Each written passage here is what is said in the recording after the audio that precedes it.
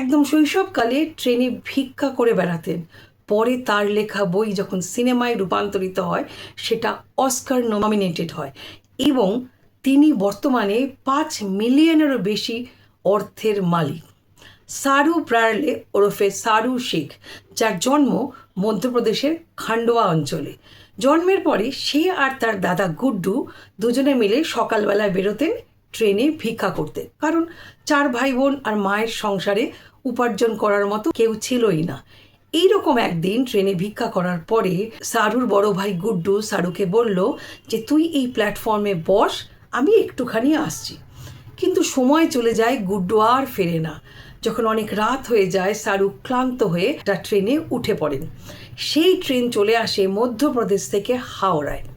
হাওড়ায় আসার পর সেখানকার পুলিশ তাকে উদ্ধার করে এবং অনেক চেষ্টা করে তাকে তার বাড়িতে ফিরিয়ে দেওয়ার জন্যে, কিন্তু কোনোভাবেই তার বাড়ির ঠিকানা তারা জোগাড় করতে পারেননি। তারপরে তারা একটি অনাথ আশ্রমে সারুকে রেখে দেয়। সারু অনাথ আশ্রমে বড় হতে থাকে, কিন্তু তার মন পড়ে থাকে তার ওই ভাই বোন আর মায়ের কাছে। কিছুদিন পরে একজন অস্ট্রেলিয়ান ধনী দম্পতি সেই অনাথ আশ্রমে আসেন এবং সারুকে দত্তক নেন। সারুকে দত্তক নিয়ে তারা অস্ট্রেলিয়ায় চলে যান।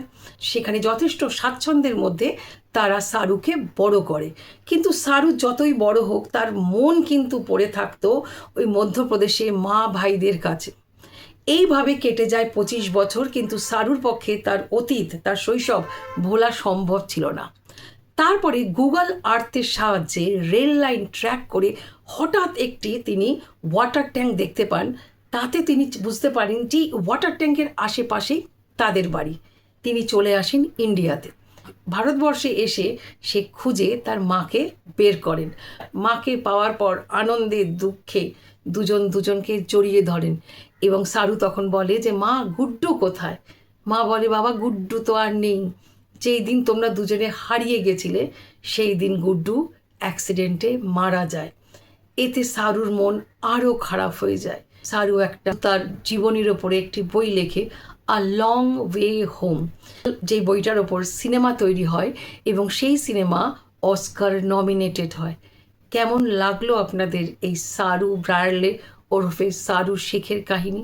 যারা জানতেন তারাও কমেন্ট করবেন, আর যারা জানতেন না তারা কমেন্ট করবেন কেমন লাগলো এই দুঃখ তথা রোমাঞ্চকর এক জীবনী সারু শেখ ওরফে সারু ব্রায়ারলি।